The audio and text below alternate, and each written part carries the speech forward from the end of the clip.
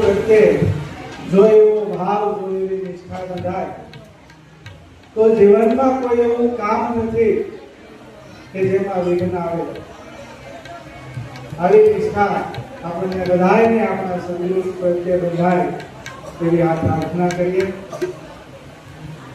અને મહાપુરુષોએ સદગુરુને ઓળખવા માટે, સંતોને ઓળખવા માટે, આત્માને ઓળખવા માટેની વાત કરી છે કે આત્માને ઓળખ્યા વિના રે આ ભવના ફેરા નહીં મટે, ભ્રમણાને ભાગ્યા વિના આ લઘુ 84 નહીં કરે. કોઈ એવા સંતના ચરણે જઈ, કોઈ એવા મહાપુરુષના ચરણે જઈ અને આત્મા એવું શું છે જો એની ઓળખ કરવામાં આવે તો આ બધાય ભ્રમણાના બંધનો તૂટી જાય, છૂટી જાય અને હું કોણ છું એની ખબર પડી જાય. પણ આપણને બધાયને આત્મા એવું શું છે એ જાણવું છે, ઓળખવું છે. પણ ક્યાં જાણવા મળે, કેમ જાણવા મળે, એના માટે શું ઉપાય છે, એના માટે આપણે ચિલોડાથી બાબુરામ મહારાજ પધાર્યા છે. એમને વિનંતી કરીએ કે આ વાત ઉપર પ્રકાશ પાડે. બાબુરામ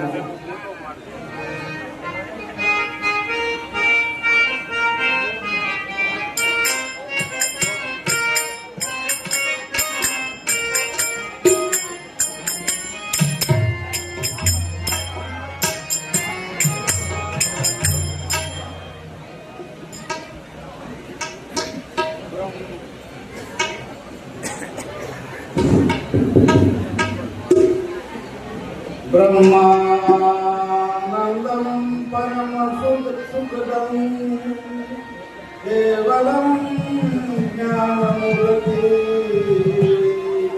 दंडवातीतं जगदीशं तत्पुरुषाभिलक्षं एकं नित्यं विमलयतनं सर्वदी साक्षिरूपं भावातीतं त्रिगुणरहितं सद्गुरु नमामि, सद्गुरु नमामि. सद्गुरु महाराज की આટલા બધા સંતો હોય, એમાં પાછા ગુરુમુખી હોય, એમાં આટલા પાછા વિવેકની વાત કરતા હોય, ગુરુમુખની વાત કરતા હોય તો આપણે જે ના બોલી શકતા હોય તો આપણા માટે ધિક્કાર છે. સદગુરુ મહારાજ આજે સુરતની આ પવિત્ર ભૂમિ પર અમારા જયશુગ્રામ મહારાજ, જેમને જયશુગ જ્યોત પ્રકાશ નામનું પુસ્તક બહાર પાડ્યું અને આ જ્ઞાન યજ્ઞનું આયોજન કર્યું, એ બદલ એમને, એમના પરિવારને મારા કોટી કોટી હૃદયપૂર્વક વંદન. વિમોચન વખતે અવાયું નહીં, માફ કરજો. એટલે આજનું જ્ઞાન યજ્ઞ મારા પહેલા વક્તાઓ બહુ સારું બોલ્યા, ભજનો પણ સારા ગવાયા છે. આજની વ્યાસપીઠમાં શોભાવનાર એવા માલોસના નિવાસી અમારા બાબુરામ મહારાજ, અમદાવાદથી પધારેલા અમારા મનસુખરામ મહારાજ, હમણાં જ બોલી ગયા એવા અમારા પરવીનરામ મહારાજ, ઘણા બધા મહાપુરુષો વ્યાસપીઠ ઉપર વિરાજમાન છે. તમામના હૃદયપૂર્વક મારા જય ગુરુ મહારાજ. સભામાં સંતો, ભક્તો, માતાઓ વિરાજમાન છે, તેમને પણ મારા હૃદયપૂર્વક બધાને જય ગુરુ મહારાજ.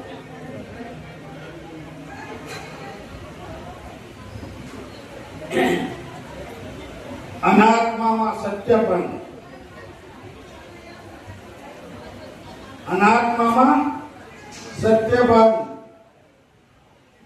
અનાત્મામાં મેંપણ, और अनात्माમાં તાદાત્મા આ ત્રણ વસ્તુને જ્યાં સુધી માણસ સમજશે નહીં ત્યાં સુધી ગમે તેવો વ્યક્તિ છે એ એની મૂળ પ્રકૃતિથી જુદો થઈ શકશે નહીં. ગમે તેટલી કોશિશ કરે, અંતકરણને બહાર કરવા માંગે, હું બ્રહ્મ છું, હું આત્મા છું, પણ જ્યાં સુધી મેં આ ત્રણ મહત્વના મુદ્દા કીધા, अनात्मा सत्यपन, अनात्मा मेहपना और अनात्मा तादात्म्य, आ त्रण मेन पॉइंट, आ त्रण मेन पॉइंट की खबर ना पड़े ત્યાં સુધી માણસ કોઈ દાડો એની ભ્રમણાઓથી, એની કલ્પનાઓથી, એની ધારણાઓથી કોઈ દાડો ના છૂટી જતો. કારણ કે જે વસ્તુ સત્ય નથી, જે વસ્તુ સાચી નથી, એને તમે સાચી માની છો.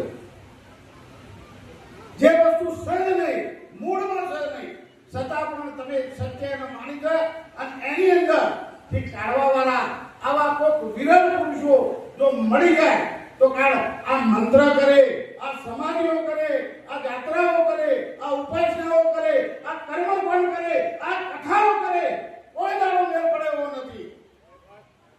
કોઈ દાડો મેળ પડે એવો નથી. જે જ્ઞાની પુરુષો કહી રહ્યા છે ભૂલીને કે ભાઈ તમને બે ચમ દેખાય, બે કેમ દેખાય છે? જો ગુરુ ચરણે ગયા હોય તો બે દેહ પણ તમારું મટી જવું જોઈએ. અને તું દેહ પણ થતું નથી, એનો મતલબ એ છે કે તું ગુરુની જે ભૂમિકા છે, ગુરુએ જે સમજાવ્યું છે એ બરાબર મગજમાં નથી ઉતર્યું.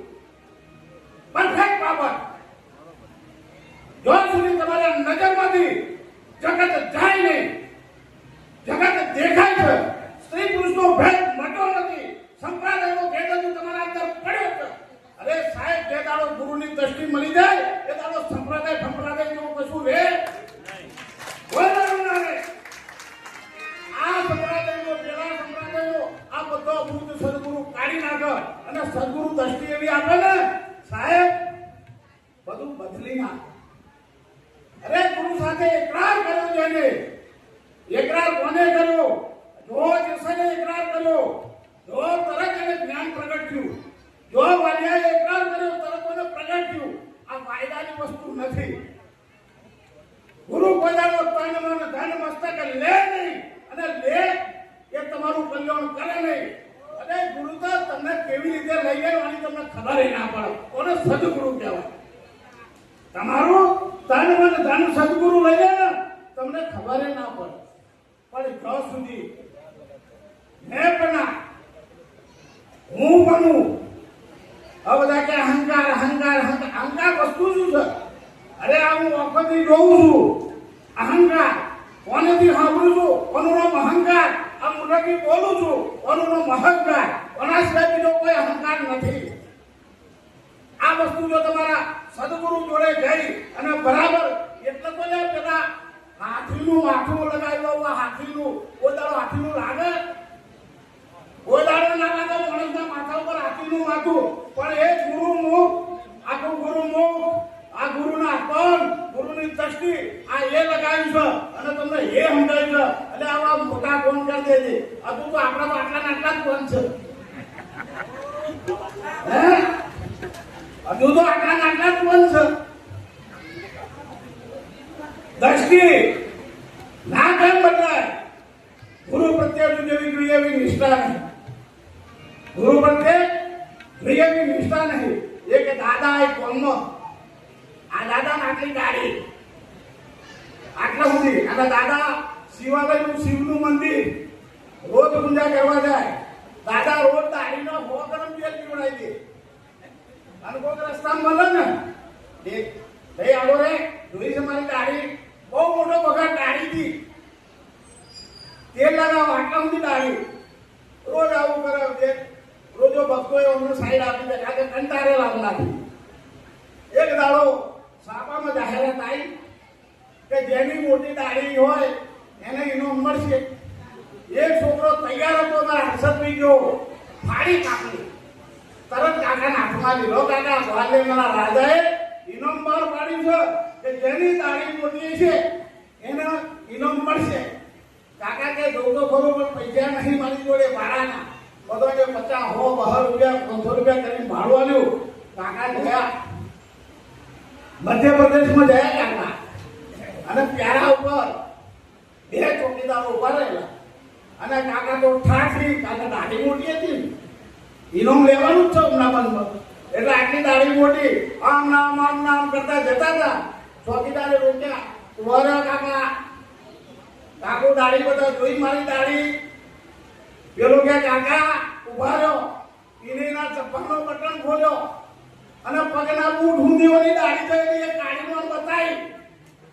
કાકા 12 વર્ષની ચોકી પહેલા આટલી મોટી દાઢી છે તોય બની છે. કેટલા 12 વર્ષ હતી. હજુ તો તમારા બહુ વાર છે, તો આટલી જ છે. સોના મને ભણી પીવડાવો, સોના મને હજુ તમારો નંબર લાગવાની વાર છે. એટલે કહેવાનો મારો મતલબ કે જો સુધી સત્યનો પ્રકાશ ના થાય, ગુરુ જોડે બોધ આપો, તન મન ધન મસ્તક આપ્યા પછીની જે શરૂઆત છે એ એના પછી બોધની ચાલુ થાય. બોધ તો એટલે ચાલુ થાય. અને એ યુક્તિઓ જે ગુરુ મહારાજ કરે, અને એ યુક્તિઓની અંદર જો તમે ગાયબ ના થો, સાહેબ ખલાસ થઈ ગયું. ગુરુ છે સિંહ છે, સિંહની આગળ ગમે તેવું જાય એ જીવતું પાછું જાય. અને જો જીવતું પાછું જાય તો સિંહ ના હોય, બકરી હોય 100%. જેની નજરમાં આવી જાય, એ કોઈ દાડો બચ્ચા નહીં. એક રાજા જંગલમાં ગયેલા રથ લઈ જંગલમાં ગયેલા, જાય રસ્તામાં બોલું એક મરી ગયું, 2 ગોળો. રાજા કરે છું જોડે પેલા ચલાવવાનો કે ભાઈ કોક કર, તાકે જંગલમાં તો કોઈ ગોળું મળે એવું છે નહીં, પણ કઈ ગધેડું રખડે છે, ગધેડું ચાલશે કે જોડી દીધું. જોડી જમના તમના કરી અને રજવાડામાં આવી, અને પછી મને તો બોલવાનું પહોંચ્યું ગધેડાનું. પણ અહીંયા જે ગુરુ હોય તો ના જાય ને, એ તો ભોગવા મળ્યું. પેલા પ્રધાનમંત્રી રાજાને કર્યું કે આ તો ભોગવા મળ્યું. રાજા કે લઈ જા દંડો, ભોગ ચાલ ભોગ, અને કે ત્યાં બધી દોડાજી છે ને કુંભારવાળા ચાલે, રજવાડો ના ચાલે. આ બધી દોડાજી કુંભારવાળા ચાલે, રજવાડો ના ચાલે. ગુરુના દેશમાં અને ફાલતુ વાતો ના ચાલે એટલે ના ચાલે. ગુરુના દેશમાં ફાલતુ વાતો ના ચાલે એટલે ના ચાલે. અને તમે જો એક કે મને સુખ દુઃખ થાય છે, એક કે મન નહીં થતું, એક કે મન રાતે થાય છે, એક કે મન નહીં થતું, એક કે મન જ્ઞાન થયું છે, એક કે મન કે નહીં થયું. અરે જ્ઞાન થયું છે ને એક ફેર, અને જ્ઞાન નહીં થયું આ 2 ફેર. કારણ કે જ્ઞાન થયું કે છે ને એની અંદર પણ હમ છે, અને જ્ઞાન નહીં થયું એમ કે છે એની અંદર પણ હમ છે. હવે આ જે દેહપણાની જે યુક્તિ છે, દેહપણું કેમ બટાડવું છે, એ દેહપણું કેવી રીતે? આ બેનો ઝઘડો આખા અંધારો કૂવો, ઝઘડો બાકીના કોઈ ના મૂકો. કુબરી કંઠ હરિયાળી ચિંતા મળી આવ્યો, સંગ સખી મિલી આખિર સંતો ભેદ બતાયો, જીવ को ભરત મિટાયો. એવા 10 જણા હતા, 10 જણા જતા હતા. એક જણો કે ડૂબી ગયો, આયા કોક સંત બતાવ્યું મેં ડૂબો તો કે 10 હતા એમાંથી એક ડૂબ્યો તો કણમાં ફૂલ હતી, એક ડૂબ્યો તો કણમાં ફૂલ હતી. પેલા કઈ દીધું કે એક નહીં ડૂબ્યો. એમ આ જગતના બાદ કોઈ વસ્તુ કોઈની તાકાત નહીં, કોઈ વસ્તુ હોય તો બાદ કરી શકે, કોઈ વસ્તુ છે નહીં, કોઈ વસ્તુ બાદ કરાવી નહીં, અને જો કોઈ વસ્તુ કરાવી નહીં, કોઈ વસ્તુ નખાવી નહીં. જેમ સ્વયં જથારથ વચનની શાન જેને જાણી તેને કરવું પડે નહીં. હા, સદગુરુ સંતોના તમે થઈ જાઓ અધિકારી પ્રાણભાઈ. મેની જો અંતરનો ભેદ જ્યાં સુધી લાગ્યા ભાગ્યાની બે પાનભાઈ, ત્યાં સુધી ભક્તિ થાય નહીં. બોલ સદગુરુ મહારાજ કી જય. મારી વાણી